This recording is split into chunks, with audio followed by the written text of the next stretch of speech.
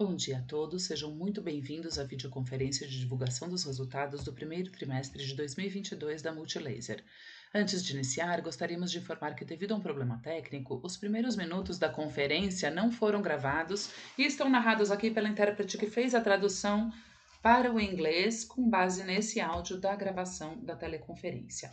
Meu nome é Juliane Goulart, sou a diretora de Relações com Investidores da companhia, e aqui comigo estão o Ale Ostrowiecki, nosso CEO, e o Léo Dib, nosso CFO.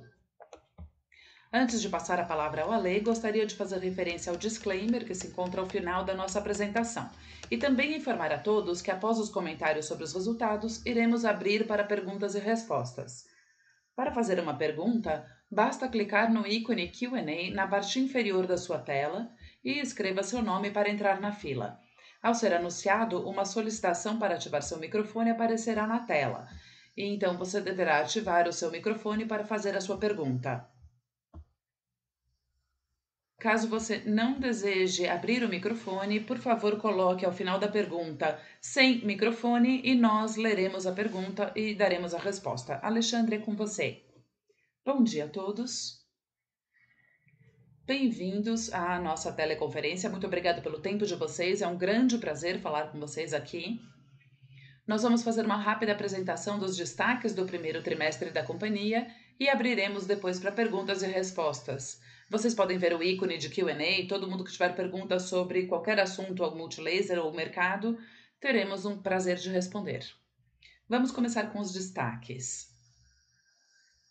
Primeiramente, a receita nesse trimestre estava em linha com o planejado, ficou exatamente na meta do que era esperado para o primeiro trimestre.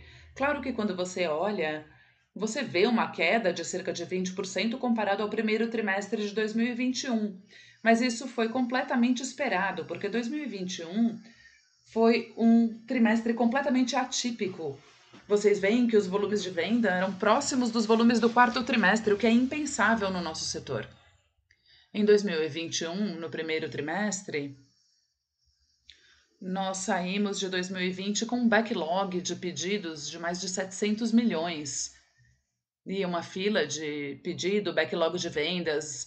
Vocês viram o que aconteceram na pandemia, a falta de fornecimento, explosão do consumo, as linhas de pedidos, as filas de pedidos gigantescas vendendo tudo que chegava. Então a gente fechou o ano com um backlog de 700 milhões, os pedidos entraram, nós começamos a faturar e não é uma boa base de comparação de um trimestre para o outro. Para fornecer uma base de comparação mais longa, o primeiro trimestre de 2020 comparado ao trimestre que acabamos de fechar, nós crescemos 114% comparado ao primeiro tri de 2020. A receita está em linha com o que planejamos para o ano, para entregar um crescimento nos low double digits, como nós costumamos falar. Agora, a boa notícia do trimestre foi um aumento significativo na margem bruta, que foi algo que nos surpreendeu e surpreendeu os investidores no quarto trimestre. Foi assunto de discussão no call, teve uma conversão de margem muito grande. Nós explicamos na época que o boom de consumo do pós-pandemia tinha encerrado, o varejo estava com um excesso de estoque, a Black Friday não aconteceu, o Natal não aconteceu, a Multilaser estava reduzindo os preços com as pressões das margens comprimidas para entregar receita, e nós mencionamos no trimestre que nós esperávamos um aumento leve de margem nesse trimestre, e esse aumento pequeno acabou sendo uma melhora robusta de 21% para 28%. Não é o pico de margem bruta que nós tivemos no auge da pandemia, ainda existe espaço para crescer, mas a gente fica feliz de ver essa recuperação. Como vocês vão ver mais tarde, a principal razão para essa margem foi um mix de produtos melhor, com produtos mais saudáveis comparados aos outros produtos, tanto em termos de produtos quanto os clientes. Houve uma migração, eu vou mostrar os números nos próximos slides, mas uma migração de vendas de grandes varejistas com margem comprimida, passando para varejistas pequenos e médios e para consumidores finais através do e-commerce. A margem líquida também teve um aumento significativo, nós melhoramos em termos de lucro, e a margem líquida aumentou 5,4 pontos percentuais, mas muito disso se deve à variação cambial, que melhorou, e teve um impacto positivo para a Multilaser, para o bottom line da Multilaser. E por fim, a gente fica muito feliz de ver que as parcerias que nós fechamos, os novos negócios estão indo muito bem. Toshiba com as telas está indo muito bem. A VAX, que nós vamos ver mais tarde. Obabox com as vendas por e-commerce.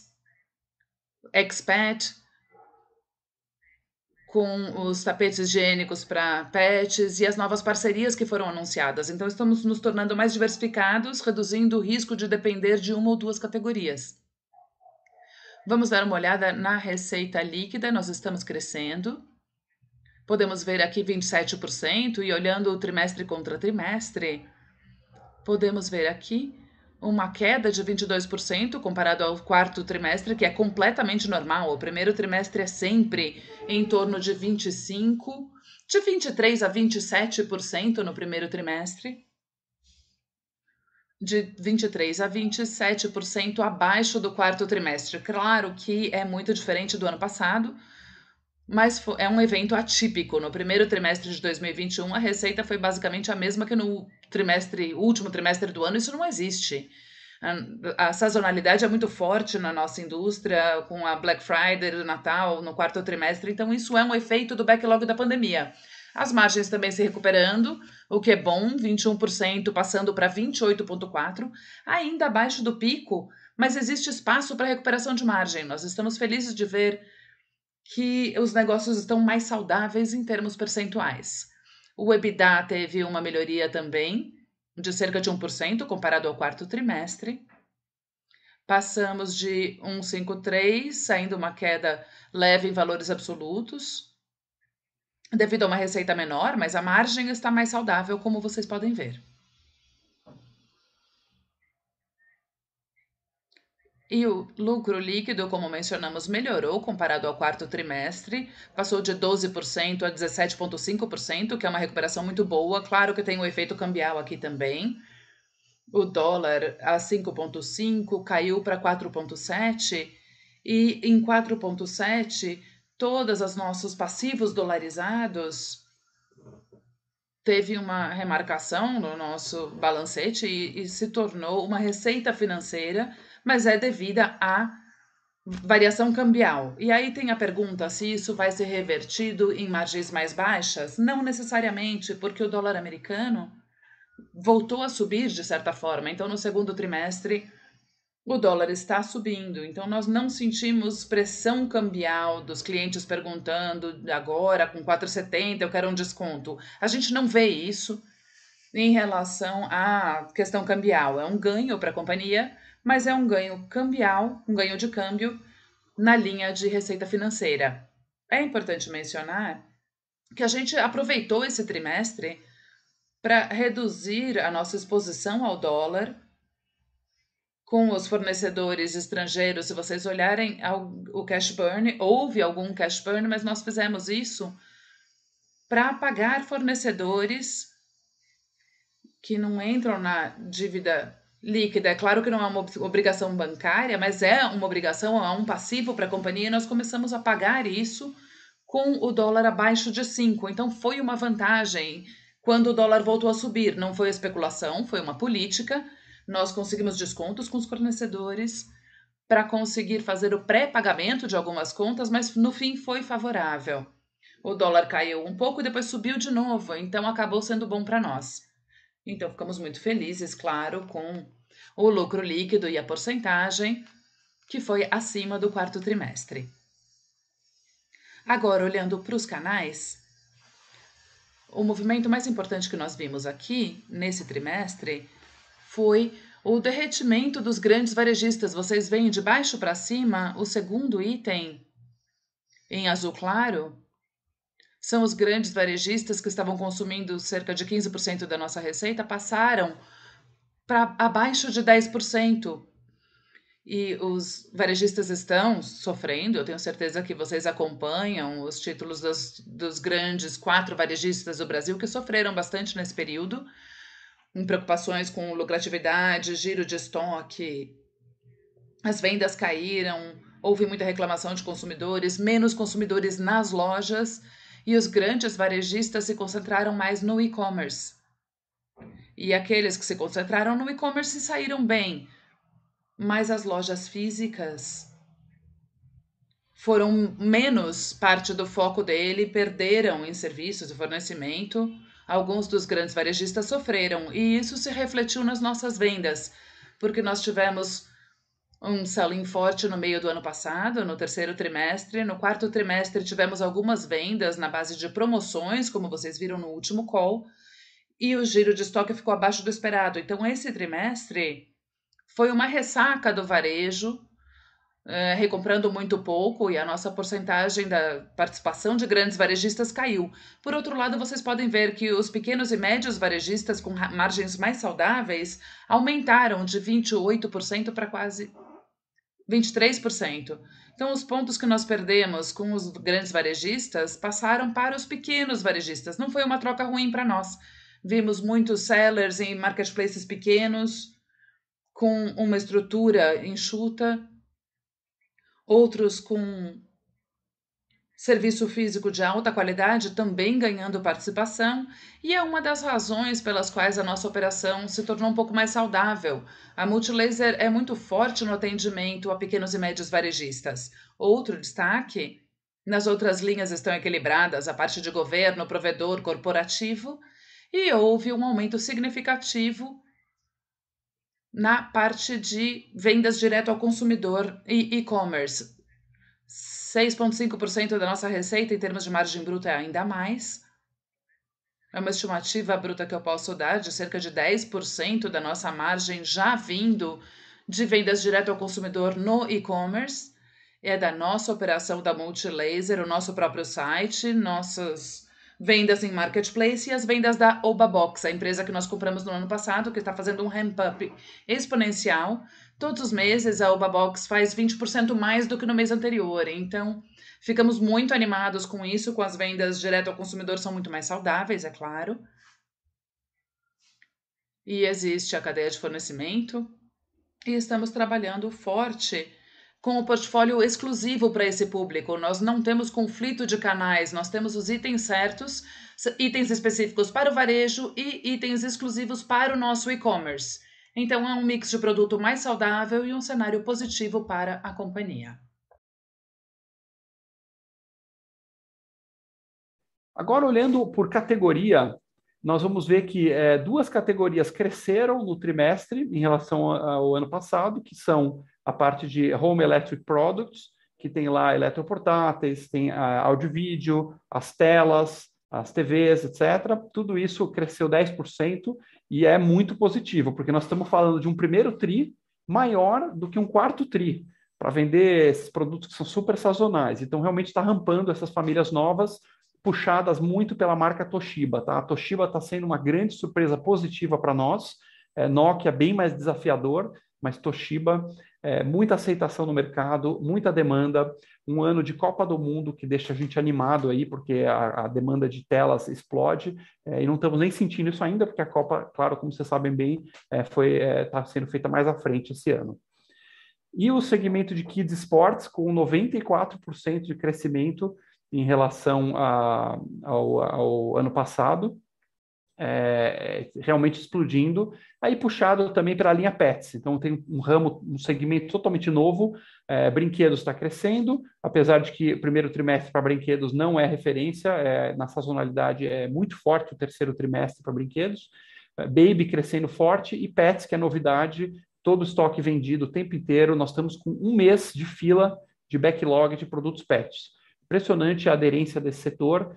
Estamos com um mês de faturamento na fila, correndo atrás e trazendo mais máquinas, fazendo mais capex aí para produzir mais produtos PET e atender a demanda.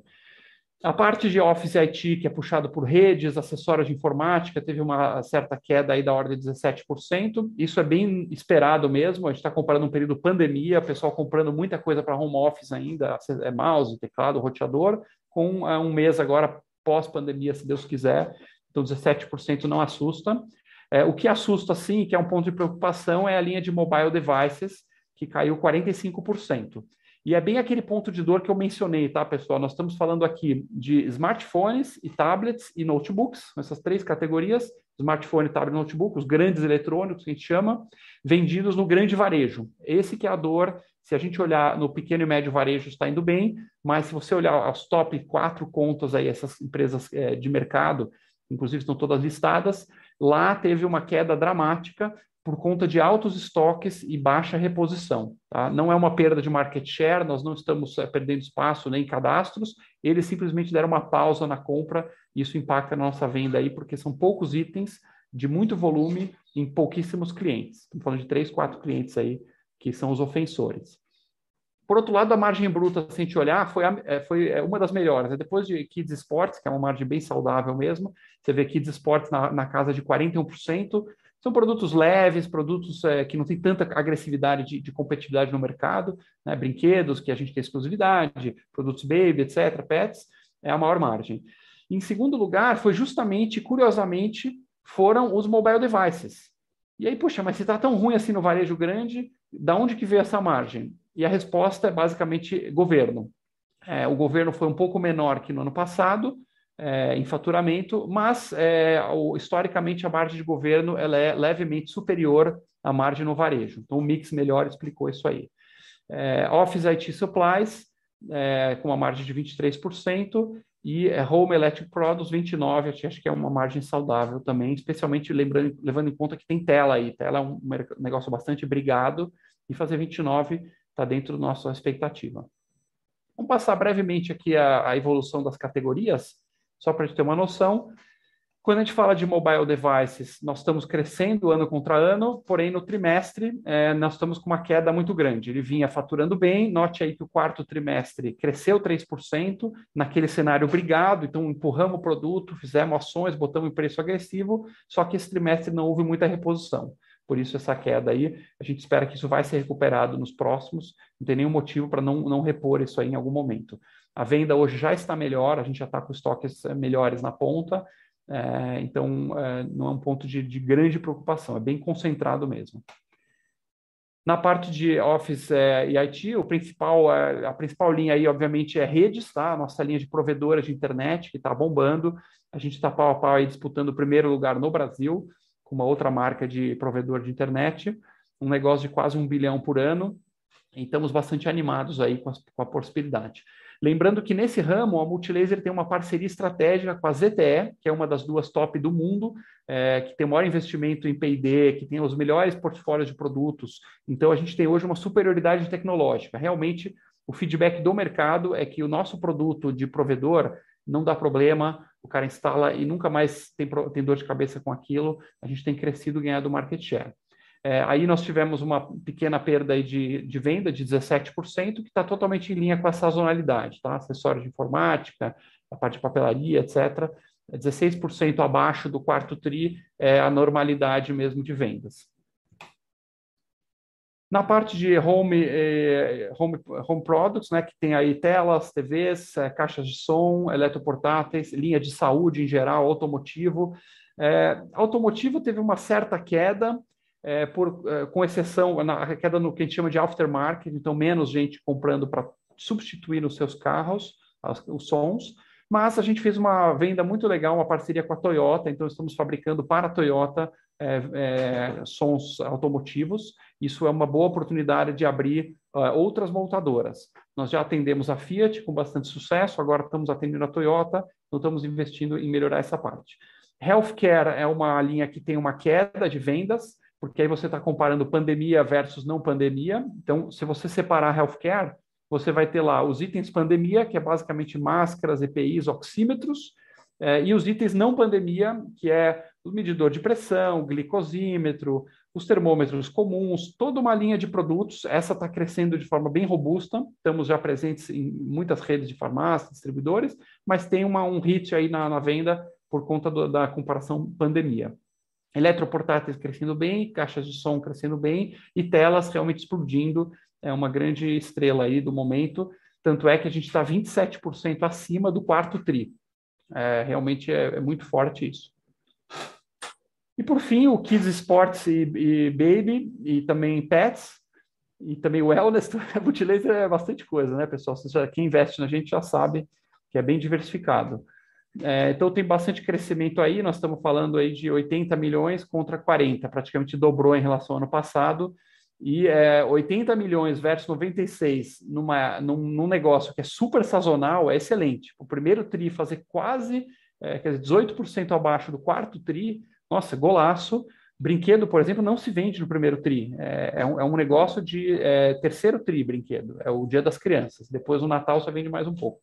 Então, estamos bem felizes com isso, apesar da sazonalidade, está bem em linha aí com as metas e batendo meta todas essas categorias.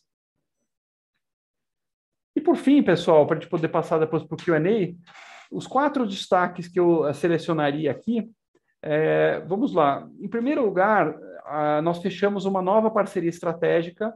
Vocês já sabem que a gente tem a parceria estratégica com a ZTE, em provedores, nós temos com a Toshiba em telas, nós temos com a Nokia em smartphones.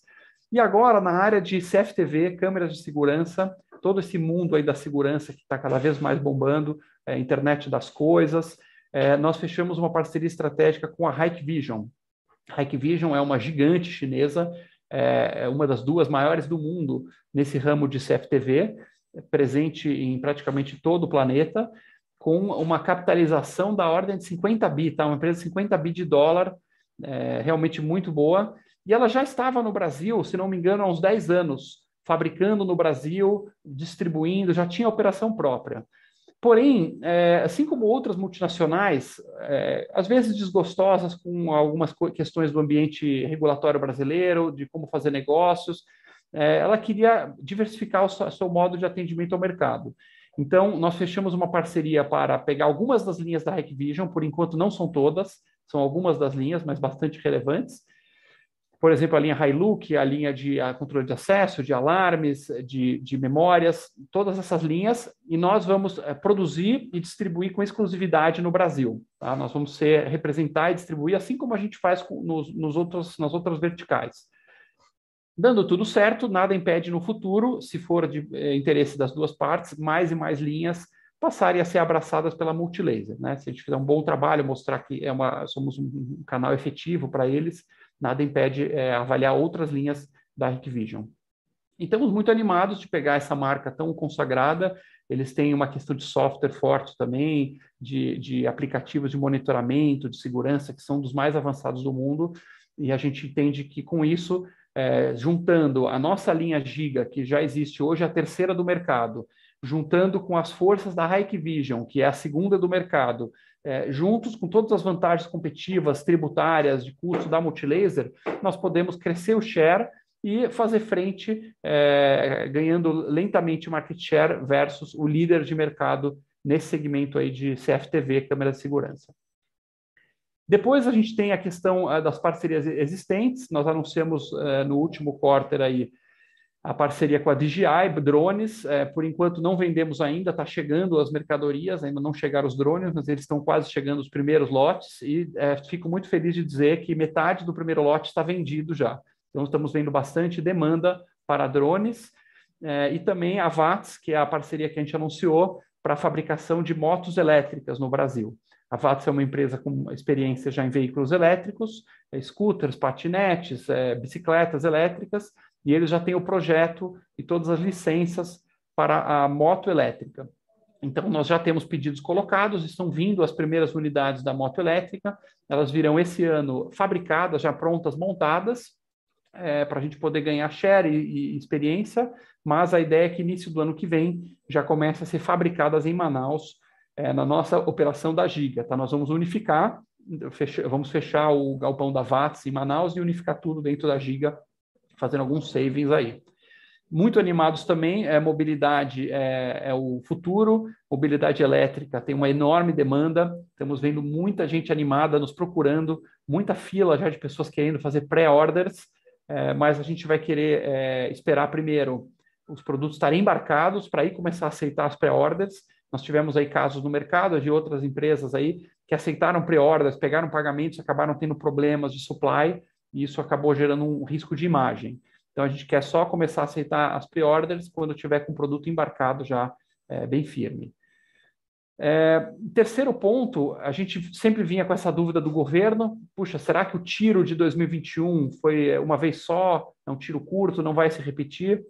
O ano de 22 está vindo com uma boa surpresa, o governo deve entregar um faturamento levemente superior ao do ano passado, estamos esperando um pequeno crescimento aí em relação ao que foi feito de governo no ano passado, porque as dotações orçamentárias vieram, você tem o dinheiro lá do FNDE, que foi repassado para estados e municípios, e essa coisa do tablet e do computador para a educação veio para ficar. A gente vê que agora os alunos estão usando, estão gostando, os professores estão usando, e as redes de ensino não querem ficar atrás dos seus pares. Então, a gente imagina que esse negócio de devices para a educação pode ser uma linha de receita recorrente para multilaser bastante interessante, lembrando que a gente tem vantagens competitivas muito fortes, por ter um volume de fabricação grande, já as produções locais que geram os incentivos fiscais adequados, então deixa a gente bem animado. E por fim, nós anunciamos, como você sabe bem, um programa de recompra de ações, então a gente vai observando o mercado, à medida que forem surgindo as oportunidades, isso já está aprovado, a gente vai fazendo estrategicamente e pontualmente recompra de ações aí da empresa, visando melhorar o preço do papel. Tem muita coisa para falar, dá para ficar aqui o dia inteiro falando de multilaser, é sempre uma delícia, mas esses são os highlights e a gente tem certamente coisas importantes para conversar no Q&A também, acho que talvez vão querer saber da regulatórios, questões de linhas de produtos específicas, terei prazer em responder. Muito obrigado pela atenção até agora, vamos aí para o Q&A. Pessoal, pode abrir, por favor, a pergunta da Gabriela Moraes, do Itaú BBA.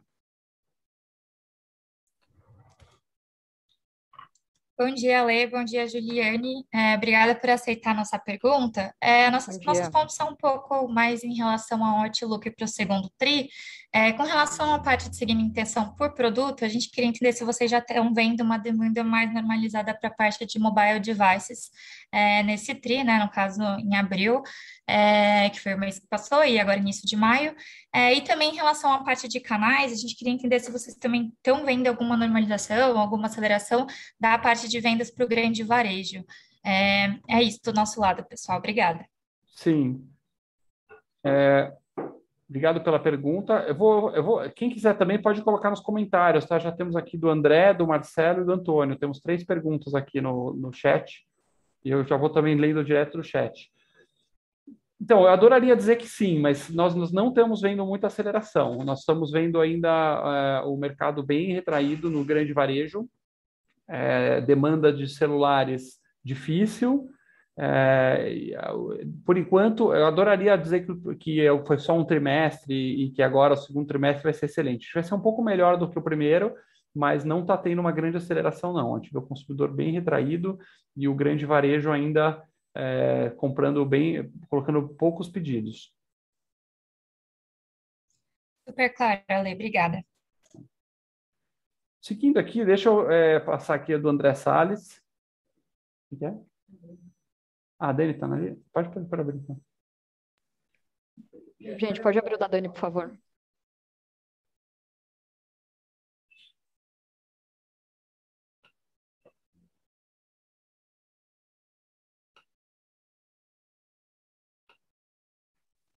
Pode fazer a pergunta também.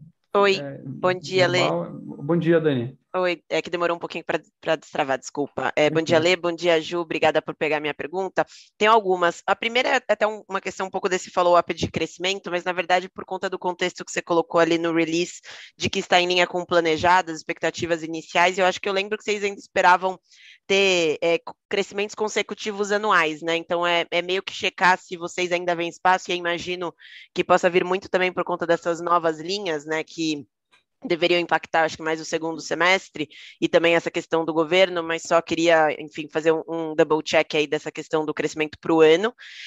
E aí uma segunda em relação à rentabilidade, né, eu acho que agora já voltou para um patamar mais estabilizado pré-pandemia, acho que vocês mesmos já sinalizavam bastante que aqueles níveis de 15%, 16% de margem EBITDA não era algo para se considerar estruturalmente. Minha pergunta é como que a gente pode pensar nesse patamar de 13% aí de margem EBITDA, deveria ficar por aí, ou eventualmente a gente tem espaço para melhorar um pouquinho à medida que você está tendo uma dinâmica melhor, por exemplo, em baby, esportes, que tem uma margem melhor de contribuição, mas também você tem, enfim, a licitação que deveria contrapor um pouquinho. Se eu puder abusar aqui e fazer uma terceira, queria entender como que vocês estão vendo essa questão da disrupção de oferta, né? Vocês comentam como algo até marginalmente positivo, no sentido de que os varejistas estão preocupados em garantir estoque frente a esse risco, mas eu queria saber do lado de vocês, se vocês estão sentindo algum tipo de falta de produto ou um atraso maior do que já vinha acontecendo por conta disso. Acho que são essas. Obrigada. Pode fazer 3, que tem a promoção aqui. Aqui no Multilaser faz 2 e leva uma de graça aqui. Então, pergunta tem até a promoção. Vamos lá. Vamos de trás para frente. Nós estamos agora vendo um recrudescimento aí da pandemia na China, com alguns fechamentos de alguns portos, por exemplo, Shenzhen, Xangai em algum momento, tem a questão da guerra na Ucrânia. Hoje já tem alguns fornecedores que estão dificultando bastante a compra de componentes-chave. Então, atrasando embarques. Nós estamos antecipando alguns pedidos também para poder comprar, por exemplo, com a parte provedor, nós estamos comprando já 8 meses para frente a parte de chips de computador, você só consegue comprar para 2023 agora, já não dá mais para colocar pedido para 22. Então, na margem, historicamente, quando falta componente, é mais bom do que ruim para multilaser. Então, a gente até gosta, se não for uma falta catastrófica, obviamente, né? Se acaba 70% do supply acabar, machuca a nossa primeira linha. Mas se fica essa dificuldade de comprar, o mercado começa a ter menos produto, isso é muito bom para nós na margem, que acaba tendo menos pressão de preço. Sobre o EBITDA, eu acho que tem espaço para uma leve subida, mas assim, esse vai ser um semestre difícil. Primeiro, o quarto tri do ano passado foi bem apertado, o primeiro tri está desafiador, melhorou um pouco. O segundo tri talvez melhore um pouquinho, mas também vai ser desafiador. Se tiver uma boa notícia fora da curva assim, vai ser mais para o segundo semestre. Tá? Então, assim, a gente está falando de 13 de EBITDA.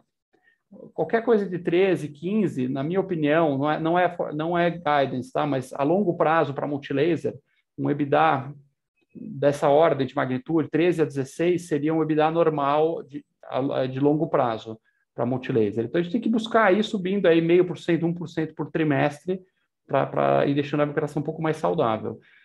Quanto à primeira pergunta, né, para responder por último, da receita, por enquanto está rigorosamente em linha com o planejado, tá? Essa receita que a gente fez é na pinta exatamente o planejado. A gente sempre mencionou para esse ano falar em low double digits de crescimento, e é isso que tem que ser cobrado no final do ano. A menos que tenha alguma coisa muito fora da curva, é isso que a gente quer entregar. Por enquanto está dentro, estamos na luta aí no segundo semestre para continuar na linha, mas o primeiro trimestre em nada muda o planejamento. Excelente, obrigada, Lê. Era isso, obrigada. Algum outro aberto? Então, vamos passar para os do chat aqui. Do André Salles, aqui do UBS. Sobre o backlog do ano anterior, de 700 milhões, o quão acima dos níveis normais eles eram, né? Eles estão, quer dizer, como eles eram. Como vocês estão vendo o sell-out dos grandes e pequenos varejistas nos próximos meses? Pega um pouco daquela primeira pergunta. Historicamente, a gente vinha de um backlog de 40 milhões. Tá? O número normal de anos, aí, que eu sempre acompanhei isso aí, é 40 milhões de backlog para uma empresa que faturava 2 bi. Então, extrapolando para a realidade de hoje, esses 40 milhões seriam da ordem de 120, 130 milhões, que é exatamente o que a gente tem hoje. Tá? Nós estamos aí sempre oscilando de 100 a 150 milhões de backlog. Então, nesse sentido, está super em linha com o que era 2018, 19, 17, etc. Que é o normal, sempre tem pedido chegando, coisa para faturar, fabricar e tal. Estamos falando aí o quê? De uma semana de vendas, né, esse backlog. Em dezembro de 20, a gente estava com 700 milhões. Então, mostra aí esse gap que teve durante a pandemia. Chegou o primeiro tri e aí começou a faturar, tudo que chegava, faturava. Daí que veio aquele número tão bom.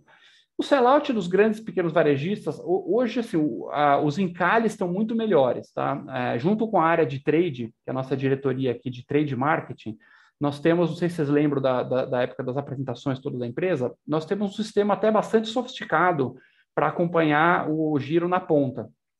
Nós temos um software chamado Radar Trade, que ele é criado pelo nosso departamento de TI, então nós integramos o nosso sistema com os estoques de centenas de varejistas, e semanalmente a gente recebe o estoque do cara e o giro da semana. Estoque, giro, estoque, giro. E a gente roda essa informação, gera uma cobertura semanal, né, uma cobertura em semanas, e aí separa entre encalhe, giro normal e escassez. Escassez vai para o vendedor fazer reposição, o encalhe, a área de trade, recebe essa informação e faz ações. E toda vez quando eu chegava para olhar esses relatórios, estava tudo vermelho, estava realmente muito produto encalhado, muito smartphone, muita caixa de som, alguns eletroportáteis, produtos, por exemplo, que tinha 50, 60 semanas no varejo, estamos falando de um ano. E hoje o nível de encalhe baixou muito, tá? Produtos assim, acima de 1 milhão no alerta vermelho, tem 1 ou 2 só. Então realmente melhorou. Mas eu não vejo o varejo tão animado para puxar grandes volumes. Adoraria agora que ele falasse, pô, baixou meu estoque, vou puxar um monte e apostar. Eles não estão apostando, eles estão comprando da mão para a boca, vendeu, compra um pouquinho, vendeu, compra um pouquinho. Eu atribuo isso, no caso dos grandes varejistas, a uma preocupação bem saudável aí, talvez entregar, né, resultados melhores, a fluxo de caixa, a rentabilidade, sofreu muito o papel desses varejistas nos últimos meses. Então, eles estão bem mais seletivos aí na compra. Se a demanda aumentar, por outro lado, isso vai... que a cadeia ela é exponencial. Então, se a demanda na ponta sobe 10%, como o cara tem que comprar 2, 3 meses de estoque, a compra comigo vai aumentar 20%, 30%. Então, é tipo um chicote, né? Que você dá uma chicotadinha. Você já viu aquela onda na corda? Quando você faz assim na corda, ela dá uma onda, e quanto mais longe do momento que você faz assim na corda, maior vai ficando a amplitude da curva. Assim funcionam as cadeias de suprimento do nosso ramo. Uma pequena mudança na demanda, na ponta, como o varejista compra para 2, 3 meses, ele falou, poxa, aumento 10% a demanda, então ele já vai me comprar 20%, 30% a mais. E eu, com o chinês, vou comprar também 7, 8 meses. Então, a boca do jacaré é muito grande quando chega mais perto da origem do supply. Então, podemos ter boas surpresas aí mais para o segundo semestre. Por enquanto, está em linha. Passando agora para o Marcelo, do Fundamentos. Bom dia. Vocês acham que conseguem ser competitivos na exportação, mesmo sem benefícios tributários em outros países? É uma ótima pergunta, Marcelo. Nós estamos indo bem com exportação, tá? Nós estamos vendendo já em Uruguai, Argentina, temos pedidos já para Colômbia, para México, para Portugal. E a Multilaser, sem dúvida, ela se utiliza dos benefícios normais de mercado para algumas categorias, especialmente os eletrônicos, a informática. Assim como todo o mercado, né? Nossos concorrentes diretos, sejam brasileiros ou multinacionais, todos têm os rebates, os incentivos fiscais normais. Então, a cadeia tributária é 40% de imposto, com todos os incentivos cai para 25%, por exemplo. Né? Então, todo mundo tem isso, é uma questão de mercado. Mas nós temos muito sucesso também em diversas verticais que não têm incentivo fiscal nenhum. Por exemplo, nós somos líderes de mercado em acessórios de computador, não tem 1 centavo de incentivo fiscal, isso é importação. Nós somos o 4º player em brinquedos e não tem incentivo fiscal nenhum. Nós estamos muito bem em Baby, não tem incentivo fiscal. A linha Pets não tem incentivo fiscal. A linha de papelaria, a linha de eletroportáteis. Então, assim, a Multilaser é uma máquina de lançamento e distribuição de produtos. Esse é o nosso DNA. Nós tentamos fazer isso com excelência, com softwares proprietários criados dentro de casa para a gente ter uma operação excepcional. E essa é a nossa vantagem competitiva. Eu sei que tem muita desconfiança e dúvida por parte de investidores que ficam com aquela fantasia, né? Vocês são um negócio de incentivo fiscal, então por isso talvez não é tão interessante. Mas esse investidor que talvez esteja sendo apressado a olhar nosso negócio, ele não está vendo uma série de verticais que são, inclusive, a maioria esmagadora dos nossos SKUs. Tá? 90% dos SKUs da Multilaser, dos nossos 6 mil SKUs, 90% deles não tem incentivo fiscal e nós vamos muito bem, obrigado. A gente tem incentivo naquilo que é obrigatório ter incentivo, porque senão você está fora do jogo. Mas o tempo dirá, tá? A exportação está rampando, ainda ela é muito pequena para o todo, mas a meta esse ano é dobrar o faturamento de exportação. Então, vamos ver aí o que vai acontecer. Para ser bem sincero, eu tenho menos medo, Marcelo, da questão do incentivo tributário, isso não me preocupa, e mais medo da questão de ser um ambiente diferente. Então, certamente, a Multilaser funciona muito bem no Brasil.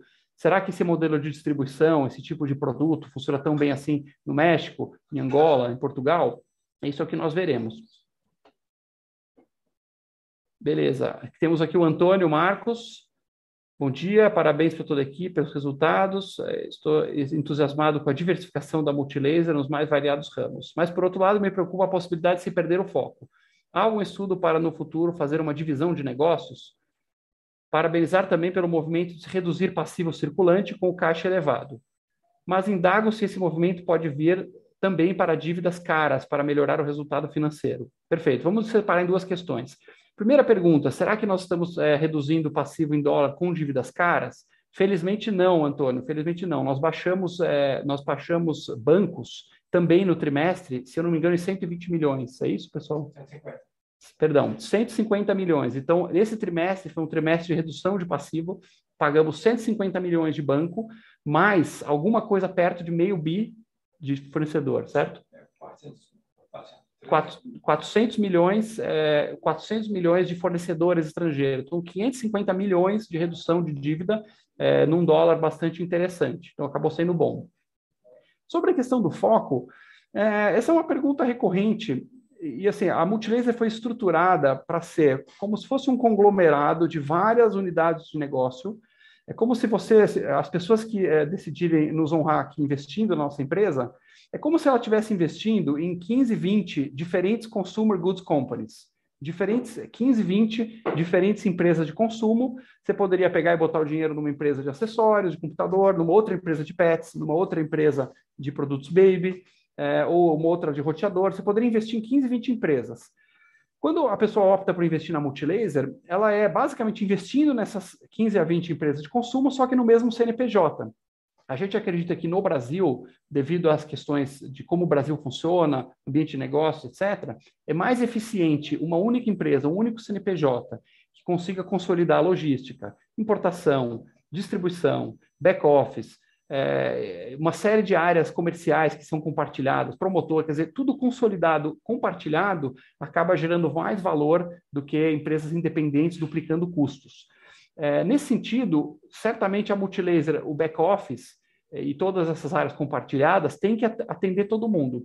Mas, quando você fala de cada negócio em si, todos os departamentos que têm a inteligência do negócio, eles são compartimentalizados e independentes. Então, a gente funciona na base de business units, unidades de negócio independentes. Tem um head, tem uma equipe de marketing, tem uma equipe de produto, tem uma equipe de engenharia, tem uma equipe de design. Então, existe lá em cada business unit, vamos dizer 15, 20 pessoas, varia bastante, tá? Mas 15, 20 pessoas, como se fosse o cérebro de uma empresa inteira montado só pensando naquele negócio.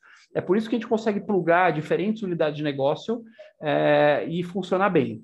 Se vocês me fizerem uma pergunta específica, bem profunda de cada business unit, é de se esperar que eu não vou saber responder. Se eu souber responder, quer dizer que alguma coisa está errada, porque não existe nenhum negócio do mundo que um CEO vai entender de cadeirinha de bebê e de roteador e de tablet no detalhe. Mas nós temos o time com o head, né, o diretor da área, que responde por isso. Então, é isso que é a natureza da Multilaser, por isso que faz a gente diferente, mas, por enquanto, temos ficado bem satisfeitos com os resultados. Aí tem sido acima da média de quem investe só em pure players, né, em empresas especializadas. Seguindo aqui com o Matheus, da Argúcia. Bom dia. No último call de resultados, vocês mencionaram que o estoque de vocês foi comprado com dólar superior a 5, enquanto o dólar chegou a bater 4,70. Houve algum ajuste nos preços de venda e como impactou a margem da companhia? Perfeito, Matheus. Felizmente, como a queda do dólar foi relativamente rápida e voltou, por enquanto não teve reajuste baseado nisso, tá? Então, a gente não tomou um hit ainda, uma porrada no giro do produto na margem bruta devido a câmbio. O Roberto Gomes, investidor aqui, pessoa física. Robério Gomes.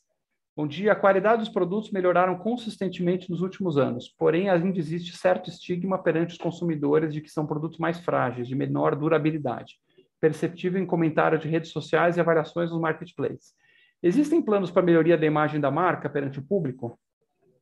Sim, ótima pergunta. Certamente do passado tem alguns ranços, tá? Nas nossas pesquisas de saúde de marca mostram que a nossa marca é bastante conhecida e bastante respeitada em alguns públicos, mas sim, tem alguns ruídos aqui e ali. Nós estamos fazendo agora um trabalho de repaginação da marca muito forte. Nós vamos encurtar um pouco o nome da marca. Eu vou divulgar isso em breve, qual vai ser exatamente o plano. Reposicionamento de embalagens, do nome, campanha de branding. A gente, historicamente, investiu muito pouco em marca e a gente quer remediar isso, porque marca é uma fonte importantíssima de vantagem competitiva, porque marca aumenta as barreiras de entrada. Quando você tem uma marca forte, você consegue blindar mais o mercado, ainda mais no momento em que a compra online é cada vez mais importante. O consumidor vai lá, ele vê uma marca conhecida, aumenta a chance dele comprar. Então, estamos fazendo esse trabalho, apesar de que os números nossos, os números duros, né, sobre retorno de campo, etc., são muito bons. Só para vocês terem uma ideia, o custo total da empresa de RMA é o custo de retorno de mercadoria, né, chama Return Merchandise Agreement, é o nome que o pessoal dá para esse negócio de RMA. Tudo que tem de defeito na Multilaser, o custo de todo o pós-venda, o custo da assistência técnica, o custo de correio para coletar os produtos e voltar, todo o custo ligado a defeitos da Multilaser inteira é na ordem de 1,8% do faturamento. É muito baixo, pessoal. Isso aqui já foi 6% lá em 2010, 2011, foi caindo, hoje é 1,8%. Então, o produto é bom. Eu uso praticamente tudo que tem na Multilaser, eu uso, sou usuário e atesto que eu gosto bastante. O Matheus aqui da Ártica pergunta, passado o primeiro TRI de 22, quanto vocês já possuem de licitações públicas já ganhas para 22? Afora o primeiro TRI. O primeiro TRI nós fizemos negócio de licitação, foi um pouco menos que o anterior, ainda tem o grosso para vir. Quando eu falo para vocês que a gente pretende faturar um pouco mais que ano passado, esse um pouco mais é só em cima de negócios ganhos, tá? Não tem nenhum achismo aqui de projeção de talvez, tal. Pode ser que tenha algum upside aí, ainda tem algumas coisas saindo de última hora.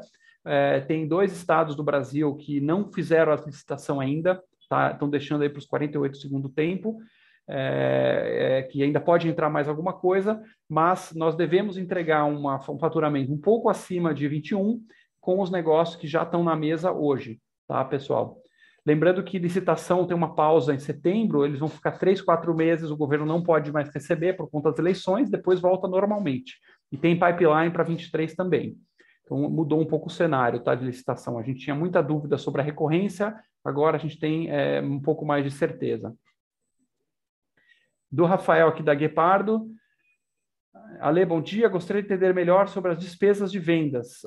Houve um aumento relevante em percentual da receita líquida, como promoções, pós-vendas, comerciais. Como está a perspectiva para o segundo TRI? O que podemos esperar de despesas de vendas? Gostaria de entender melhor as despesas no TRI, porque com essa margem bruta que você fez, esperávamos que tivesse uma margem EBITDA superior no TRI. Perfeito. Cara, Rafael, eu vou ficar te devendo, tá, essa resposta. Eu não tenho aqui segurança de falar no detalhe sobre despesas de vendas, mas a gente vai, né, Ju, levantar mais dados e soltar, tá bom, para vocês? Se você só dessas que você citou aqui, promoções, pós-venda, comerciais, pós-venda é aquilo que eu mencionei, esse está super em linha, então não tem nenhuma preocupação aqui, é da ordem de 1,8%. Comerciais na Multilaser, comissões, basicamente, é bem pesado para nós temos 1.200 pessoas em campo. Promoções, nós temos 600 promotores em campo, temos muita ação de trade, as rebaixas entram aí, os rebates, as ações de comprou, levou, as campanhas de marketing também. Então, eu teria que quebrar isso tudo e ver qual foi o ofensor, tá? A gente vai te retornar isso aí.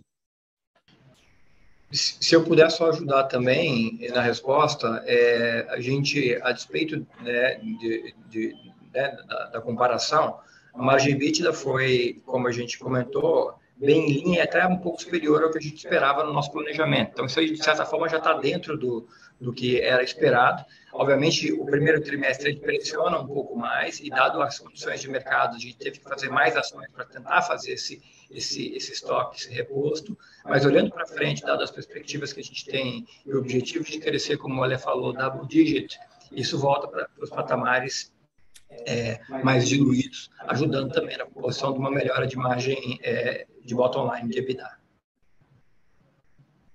Beleza. Do Bob aqui do Bank of America.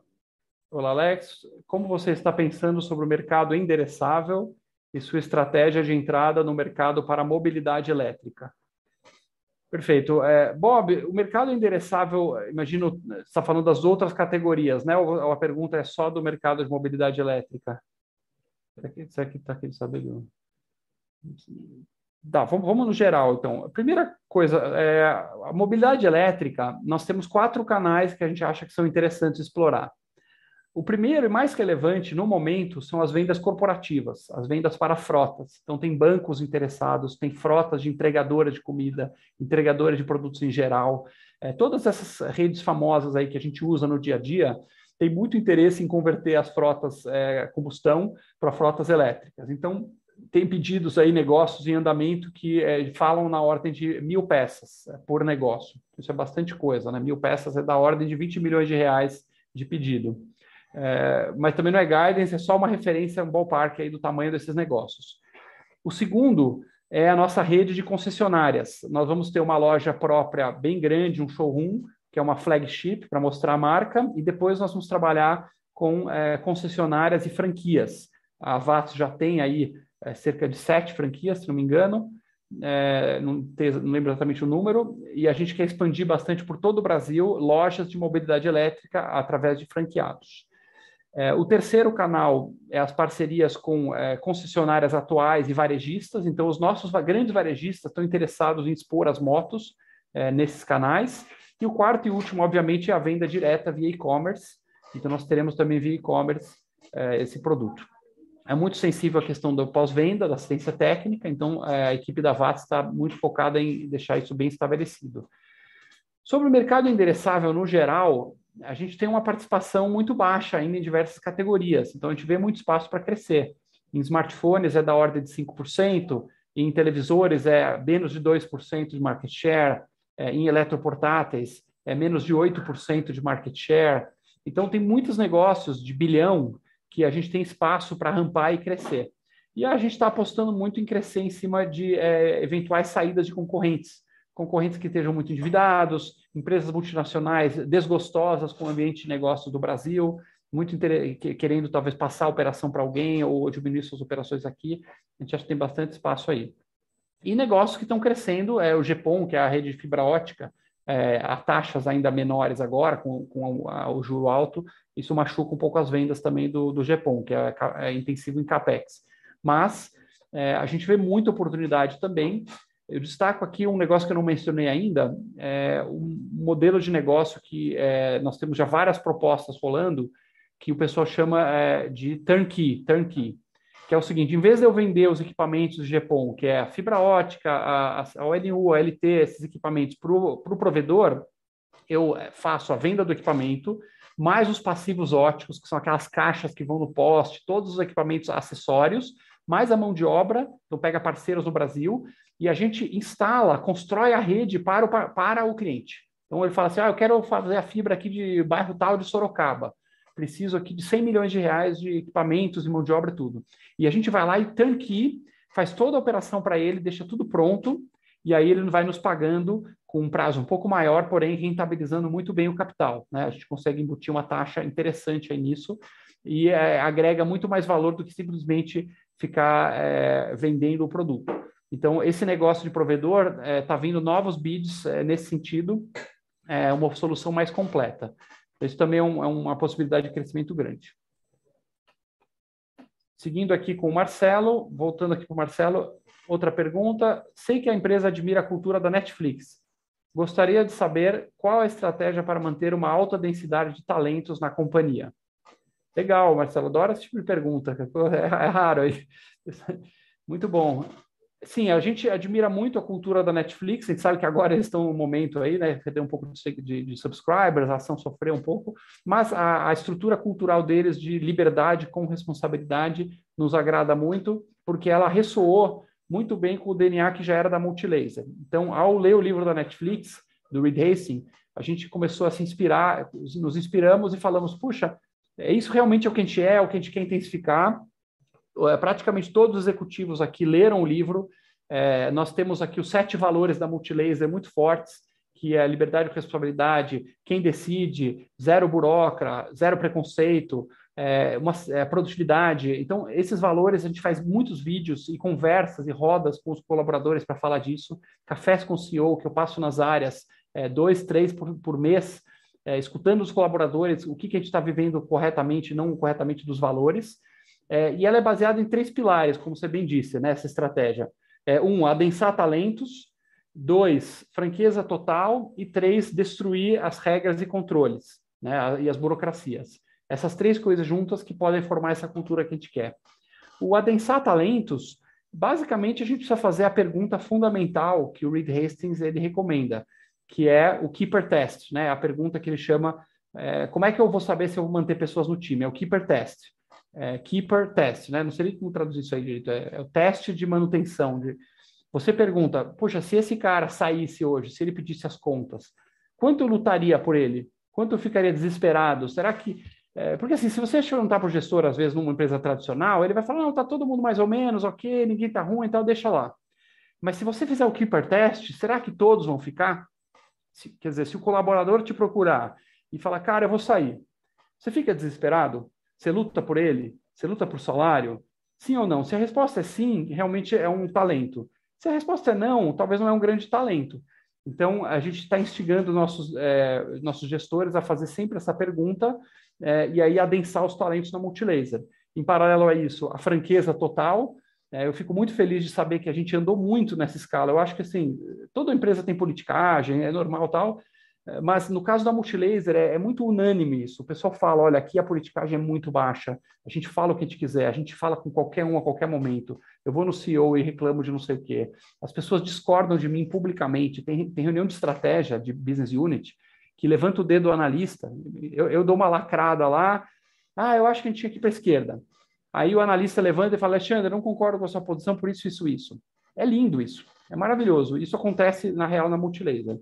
E, por fim, a questão da redução de controles e burocracias, que a gente tem muito forte aqui, né? Não precisa pedir autorização para fazer despesa, não tem horário de entrar e sair, não tem horário não tem home office ou ficar no escritório, a gente deixa as pessoas bastante livres, não tem dress code, nem por isso alguém chegou pelado aqui na empresa, até hoje ninguém chegou pelado, mesmo não tendo dress code, então eu estou bem feliz com essa evolução aí da cultura.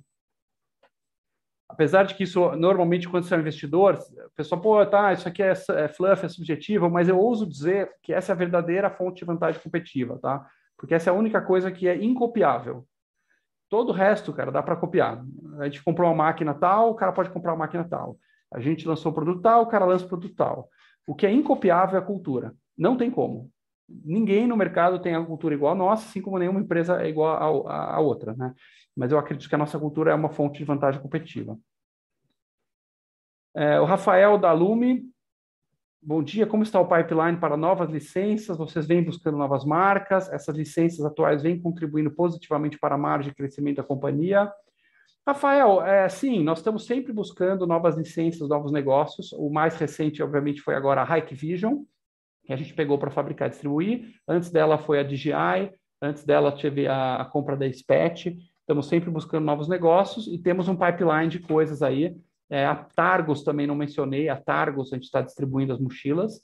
E como tudo, tem erros e acertos, tá? A parte, por exemplo, de Tommy Tip, que era uma linha de baby, não foi bem.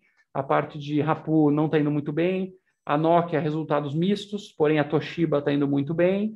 A DJI, por enquanto, parece bem promissor.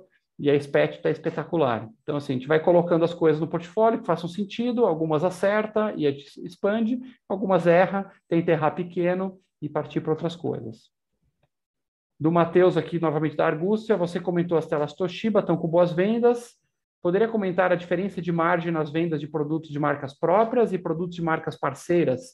não necessariamente a Toshiba. Então, Matheus, varia muito, tá? Varia muito isso aí, porque assim, na teoria, a marca global, parceira, deveria ser um pouco menor que a própria. E sim, na média ponderada, sim, a gente tem uma margem percentual maior na marca própria do que na marca estrangeira. Até porque o ticket unitário da marca estrangeira é maior, então o ganho por peça, né, se eu vender um celular multilaser de R$500, eu vou ter uma margem percentual maior do que vender um Nokia de R$1.500. Mas também é o triplo do preço, então mesmo que a margem seja um pouco mais apertada, ainda vale a pena, porque o esforço de venda, né, de entrega, de pós-venda, de fazer uma divulgação no ponto de venda é unitário por peça. Então, tendo um ganho absoluto bacana, tá bom. Mas tem exceções. A Fisher, por exemplo, a Fisher Price dá uma margem melhor para nós, na linha Baby, é uma linha que a gente desenvolveu de cadeirinhas, tudo desenvolvimento multilaser, fornecedores multilaser, que a gente licencia e paga royalties para a Fisher. A marca Fisher dá margem mais alta para nós do que a marca Multikids Baby em linha de puericultura. Então, tem exceções aí, varia bastante. A Toshiba, por exemplo, nesse momento está melhor que a Multilaser, mas no início não. Então, oscila bastante conforme as flutuações do mercado. A Multilaser é essa cesta de realidades, por isso que na média a gente consegue ser um pouco mais estável do que um pure player, que teria uma oscilação astronômica aí. Retomando para o Bob aqui, você pode comentar sobre a qualidade do estoque e suas posições em estoque de itens de maior demanda, caso comecemos a ver uma maior interrupção na cadeia de suprimentos. Então, hoje a gente está bem comprado, tá? Eu diria que está até um pouco acima do ideal.